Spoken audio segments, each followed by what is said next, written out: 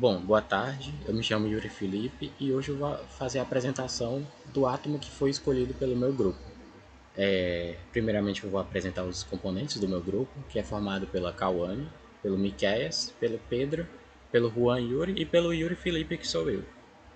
E agora eu vou dar a introdução a algumas características do nosso átomo, certo? O nome do nosso átomo que foi escolhido é o cloreto hexamecobalto.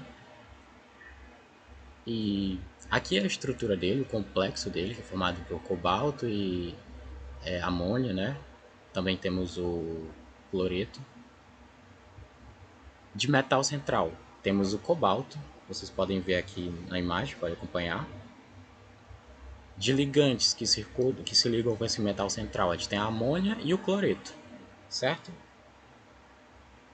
Bom, de átomos doadores, é claro que são os ligantes, então vai ser a amônia e o cloreto, que eles vão fazer a doação para o metal central de elétrons, né? Aqui a gente tem a esfera de coordenação, como vocês podem acompanhar nessa imagem. O H3N3 aqui é um dos ligantes, e aqui a gente tem o metal central, que é o cobalto, certo? Todos os outros aqui também são ligantes. De contraíon, a gente tem o cobalto, e o número total de coordenação é 6, como vocês podem acompanhar aqui na imagem que eu mostrei anteriormente. Ó. Deixa eu voltar. Aqui, ó. Todos esses ligantes aqui são o número total de coordenação. Como vocês podem contar aqui, 3 em cima, 3 embaixo, um total dá 6. Bom, sabendo um pouco das características do nosso átomo, agora o Pedro ele vai dar a introdução ao histórico do nosso átomo. Boa noite, meu nome é Pedro Raposo. Irei dar sequência à apresentação abordando alguns fatores importantes sobre a história do composto que escolhemos, que foi o cloreto de hexaminecobalto 3. Primeiramente, o composto que escolhemos é considerado um arquétipo do complexo de Wiener, tendo esse nome em homenagem ao pioneiro dos estudos da química de coordenação, Alfred Wiener. O nosso composto faz parte do complexo metal-dianima. Pedro, o que é o complexo metal-dianima? É o complexo de metal que, pelo menos, tem um ligante na amônia, o NH3. E é soletrado amine devido a alguns fatores históricos, principalmente pelo fato de que o complexo de amina teve uma participação fundamental aos estudos da química de coordenação, principalmente na definição da estereoquímica. E, como eu já disse, quem iniciou os estudos foi Alfred Wiener, mas ele iniciou esses estudos em 1893. E já foi abordado alguns dados, já abordei alguns fatores importantes sobre a história desse composto. Agora passo a palavra para Juan Yuri, que irá falar sobre a síntese desse composto. Boa noite, eu me chamo Juan Yuri e irei apresentar para vocês a síntese do cloreto de hexaminecobalto 3. Para realizarmos a mistura dos materiais, utilizaremos um becker, que é um recipiente de vidro utilizado no laboratório para a dissolução de materiais químicos. Para a síntese do cloreto de hexaminecobalto 3, colocaremos no recipiente 2 gramas de cloreto de cobalto 2 hexaidratado com 1,07 gramas de cloreto de amônio em 15 ml de água destilada. Para a dissolução do material, aqueceremos a água e acrescentaremos também 0,5 gramas de carvão ativado e 23 ml de solução concentrada de amônia. Após a dissolução dos materiais já citados anteriormente, resfriaremos a mistura a banho de gelo a 0 graus Celsius e acrescentaremos de forma bem calma 2 ml de peróxido de hidrogênio. Como eu já mencionei, tem que ser colocado de forma bem calma para não haver problemas.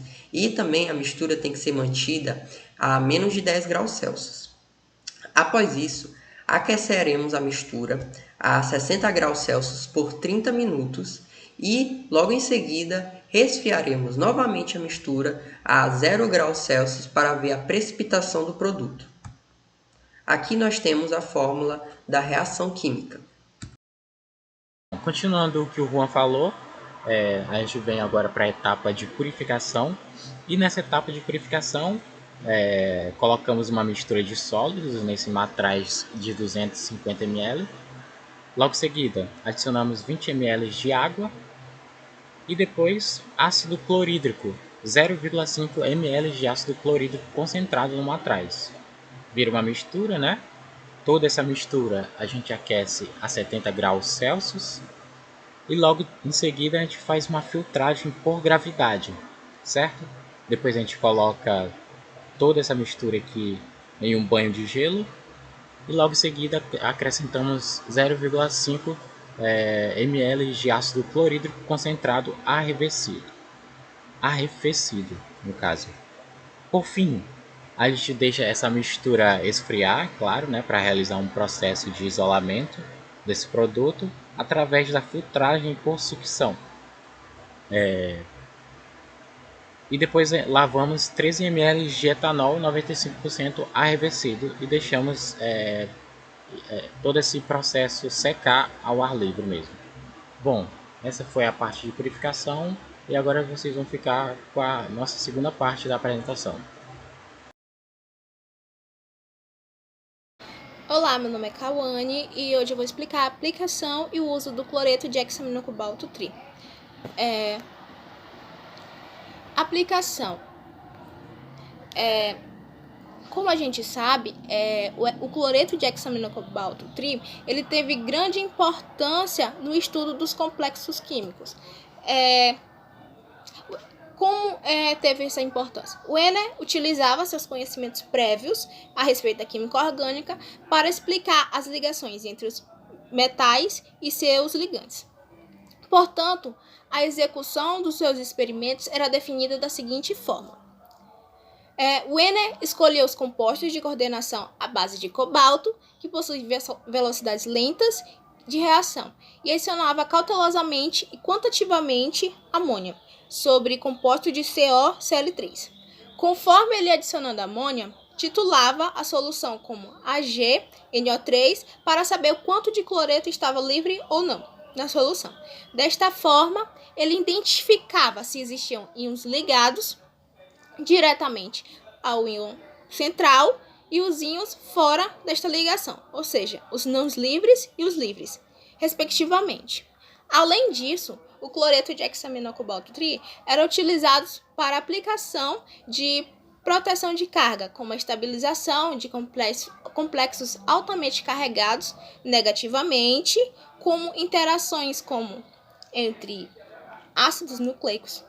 Por isso, também faz parte de alguns métodos de biologia estrutural, especialmente para o DNA ou RNA, onde os íons positivos estabilizam a estrutura terciária do esqueleto de fosfato, que ajuda a resolver estruturas como cristalografia do raio-x ou por ressonância magnética nuclear.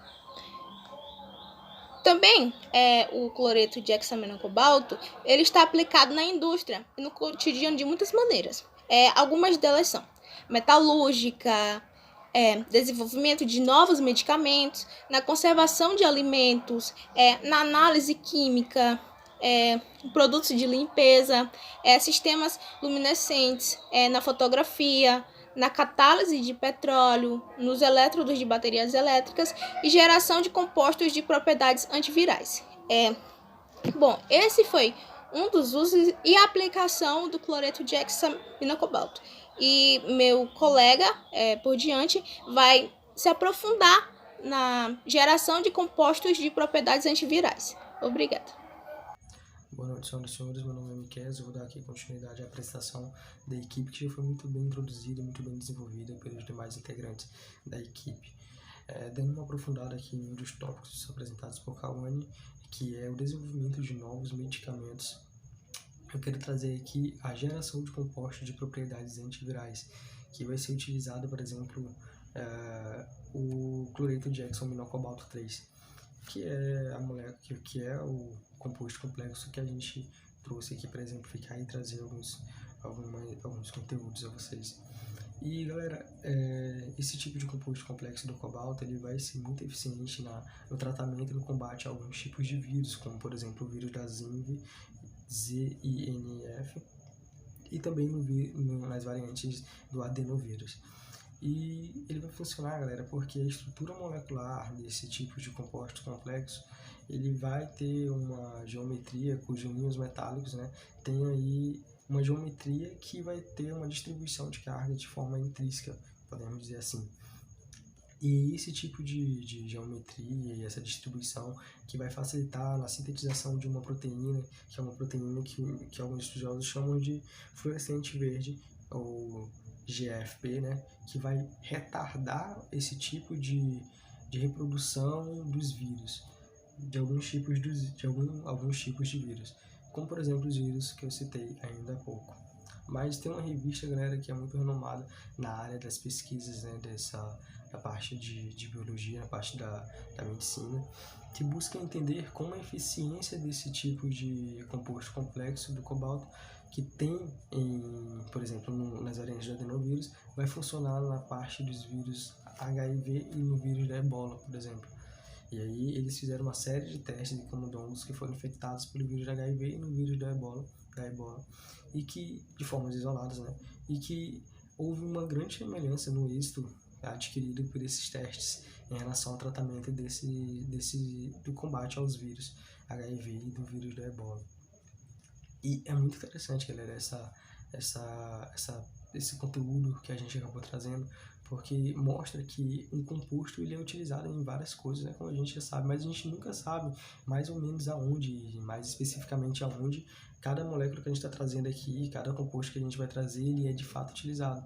Que a Uni trouxe aqui as aplicabilidades, o Pedro trouxe o contexto histórico, né, a parte histórica desde o descobrimento desse tipo de composto complexo, e é muito legal essa interdisciplinariedade que não vai trazer somente as características químicas do composto complexo do cobalto, mas também toda uma parte que vai ter uma interdisciplinaridade com várias áreas das outras ciências, como por exemplo a área da ciência da biologia, da biomedicina e por aí vai.